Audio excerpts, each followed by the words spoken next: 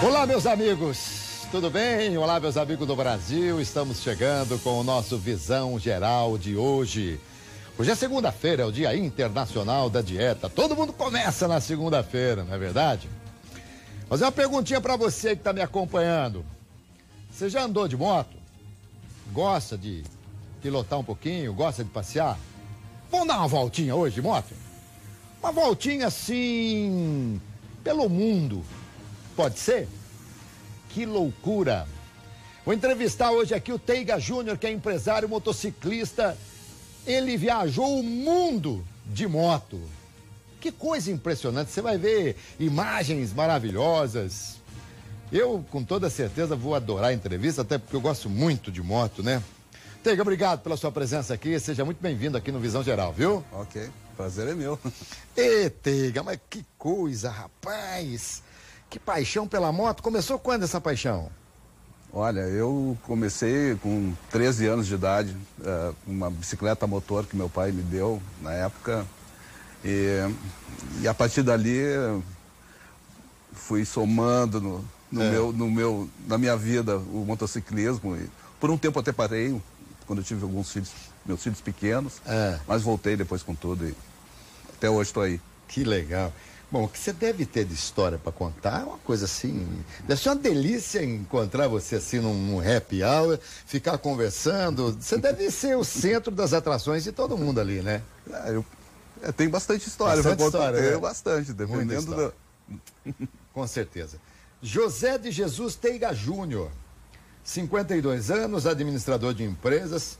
Fisioterapeuta também? Sou fisioterapeuta. Atua como fisioterapeuta também? Eu tenho um programa de saúde ocupacional hoje. Eu trabalho. Sim. Eu conheço bem essa área aí. Meu filho é fisioterapeuta. Ah, é? Hoje ele é fisioterapeuta, trabalha na Ponte Preta. Já trabalhou no Guarani, hoje trabalha na Ponte Preta. E luta, quando o fisioterapeuta tem que lutar. Aliás, todos nós temos que lutar, né? Não tem nada fácil. O fisioterapeuta trabalha muito, né? Bom, aqui tá, a produção está me dizendo que a sua paixão por motos foi quando você, com 13 anos, é isso? É um como é que chama? Velosolex. Velosolex? Velosolex era uma bicicleta motor que tinha um motor na frente. Ah, tá. Era muito engraçado, né? Quem te deu essa bicicleta? Meu pai, sim. Meu pai. Mas ele estava confiante, hein? Porque ele sempre... Você devia ser muito responsável, imagino que seja até hoje, né? Eu procuro ser. Com certeza. A gente fala Teiga, que é o teu sobrenome, tá certo? Sim. Teiga Júnior. O José de Jesus Teiga é o pai. Exatamente. Né? Seu pai é vivo? Não, já faleceu há um tempo. Já. Tá, porque você tem algumas histórias que você relaciona aqui com o pai, né? Certo. Eu sempre homenageio a minha família toda quando eu estou viajando. E aqui diz que você já teve motos escondidas do pai, isso? Já tive também. Mas falava o quê? Que era do amigo? Do amigo. Do amigo? Haja amigo rico para ter moto, hein? Naquela época as motos eram pequenas ainda, né? Então dava para esconder. Muito bem. Você mesmo disse aqui que parou aí uns 15 anos com a moto, retornou em 2004, 2008 entrou no ramo do motociclismo como um dos representantes da Kawasaki do Brasil. Kawasaki do Brasil, sim. É ainda hoje representante? Não. Hoje já não participo mais desse mercado. Qual que é a tua atividade? Você é empresário de qual segmento? Eu sou do empresário do transporte coletivo. Transporte coletivo. Muito bem. Herança de pai mesmo. Herança do pai. Em Porto Alegre? Porto Alegre e Gravataí, que é na região metropolitana, né? Metropolitana, em Porto Alegre. Eu gosto muito. Aliás, os gaúchos me deixaram assim um legado de muito aprendizado. Quando eu fiz a Copa do Mundo em 2006 pela Rede Pampa lá com o pessoal, e aprendi muita coisa. Aliás, poucas pessoas no mundo têm o senso de patriotismo como tem o gaúcho. É uma coisa assim, impressionante, né? É verdade. Muito bem, então vamos lá. Vamos falar de moto. Quantas motos você tem? Hoje eu tenho uma moto, uma BMW Adventure, que eu faço minhas viagens longas pela América do Sul, normalmente. Tenho uma MV Agusta, que é uma moto, um perfil um pouco mais esportivo, na qual, quando eu quero andar um pouco em pista, eu ando. E nos Estados Unidos tem uma GS 800, que da casa de um amigo meu lá. Que fica lá, porque quando você vai lá, você... Ando nela lá. utiliza. É. Aliás, aqui, ó, você... tem uma Vespa também, que eu adoro. Vespa aquela... Vespinha, lambreta, tipo lambreta? Exato. Era uma evoluçãozinha da lambreta, uma coisa assim. A Vespa? A Vespinha. Pô, que legal, isso aí. Quantos anos tem essa Vespa? Não, ela até é dessa linha mais nova, né? Tá. 2002, acho. Bom, você... Paris-Dakar, 2 vezes foi a Paris-Dakar, é isso? Eu fui, como... Acompanhando, né? Acompanhando, claro. Sim, fiz 2 vezes já. 2 vezes. Nós não fazíamos todos os trechos, mas alguns trechos que eram liberados a gente fazia. É loucura mesmo aquilo? Tem que ter um preparo físico muito grande para poder enfrentar isso. Aliás, é o seguinte, a gente não imagina, né? Mas andar de moto cansa também, né? Muito. Tem que ter um preparo físico muito, muito grande para fazer esse tipo de aventura, né? Claro. Poder andar 10, 12, 14 horas por dia de moto. Precisa estar bem preparado. Você que está nos acompanhando de qualquer lugar do Brasil, se você quiser participar conosco, fazer alguma pergunta aqui para o Teiga, nós temos várias perguntas para fazer, mas de repente você tem alguma aí que nós não preparamos aqui. O nosso WhatsApp é o 999183131, de qualquer lugar do Brasil, você pode fazer aí a sua pergunta pelo nosso WhatsApp. Rally dos Sertões foi também? Também, fiz uma vez. Uma vez? Como você disse aqui para mim uma aventura daquelas, né? Porque andar no sertão brasileiro não é fácil também. Ela é bem... O próprio Rally dos Sertões, ele é muito bem estruturado, né? Então, fazer e acompanhando eles por esse interior do Brasil, que é maravilhoso, né? Valeu muito a pena também. Bom, fala uma coisa aqui. Claro que você não tem noção de quantas vezes você já saiu fora do país, de repente e tal. Mas o que mais te encantou? E cita alguns lugares que você já foi.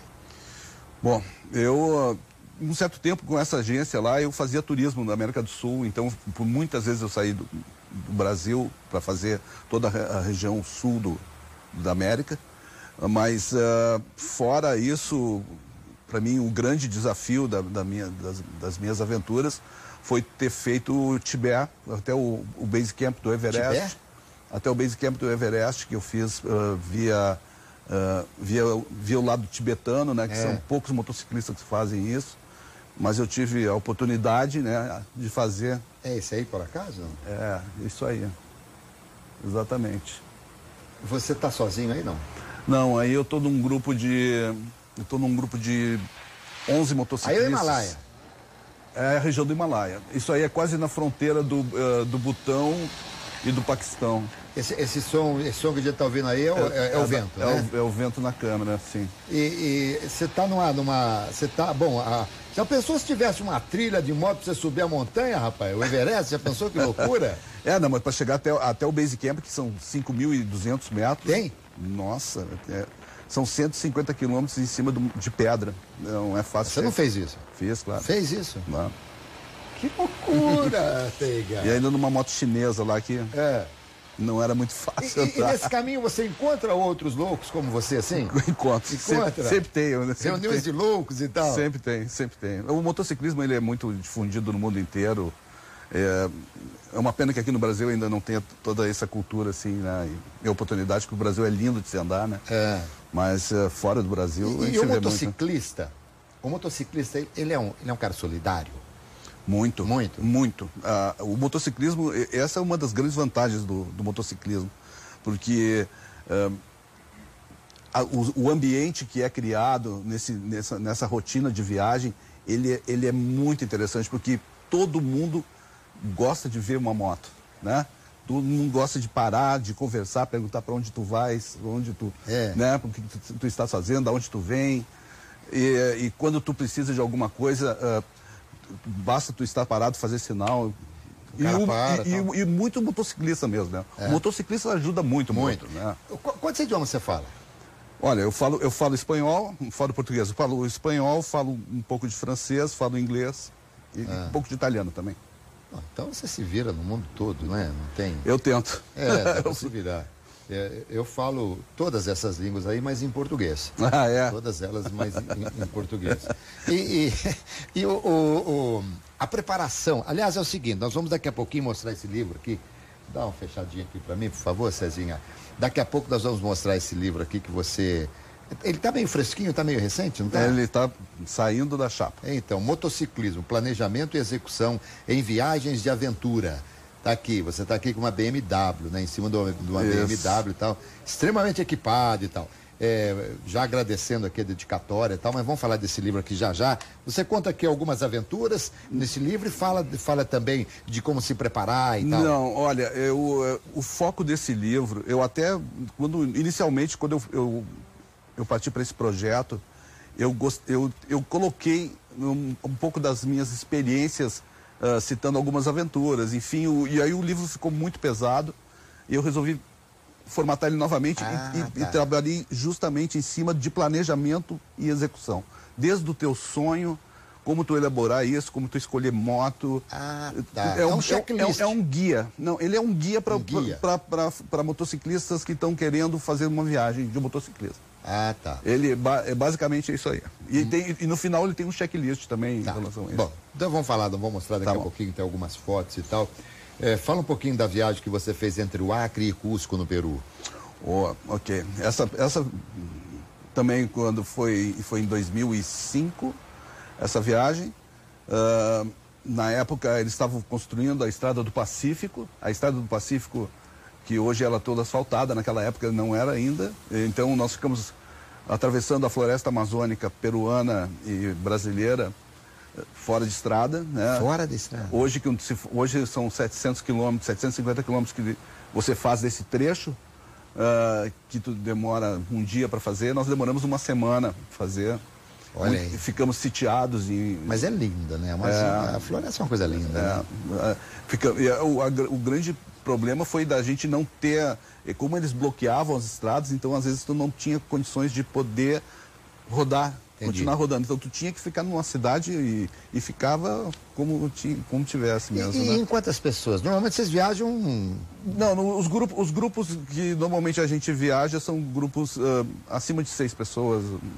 Nessa particularmente foram 14. Homens e mulheres? Não, só homens. Só homens. Não tem como levar garupa nessa... Não contra as mulheres, mas é que foi muito pesado, assim, muito fora de estrada e atravessamos 250 rios, para você saber. Assim. Que legal. E você vai registrando a cada momento que você deve ter, o arquivo que você deve ter de foto é uma coisa assim impressionante. Eu tenho um material, né? Muito grande aí. Que estrada é essa aí? Bonita, hein? Essa ali é no altiplano de São Pedro do Atacama, indo para São Pedro do Atacama, no Chile. Tá. Aí parece também. Aquele vulcão que tem lá no Chile. São os geysers lá, né? Em São Pedro e toda a região lá. Foi para os Andes também? Passou pelos Andes? Eu atravesso os Andes. Eu digo que os Andes é a minha casa. Me dou muito bem, eu sou apaixonado por aquilo. Olha, os Andes, eu já passei algumas vezes nos Andes por cima, né? E, aliás, durante todo o tempo que eu voo, tanto quanto passageiro, que é muito mais tempo do que como piloto, né? Mas uma das poucas vezes que fiquei extremamente assustado foi num voo de Santiago para o Brasil, quando nos Andes... Não é turbulência, não. Você escutava no avião um barulho muito diferente da turbina, o piloto tirava motor, dava motor. Ali foi realmente uma coisa muito complicada. Mas para os Andes, por exemplo, é uma moto diferente ou é só pneu diferente? Não, depende do trecho que tu vai fazer. Se tu vai fazer ele todo no asfalto, tu usa o pneu normal, mas por um trecho mais off-road, porque existem muitos passos, né? Os passos são essas fronteiras que tu tens que atravessar na cordilheira. Então,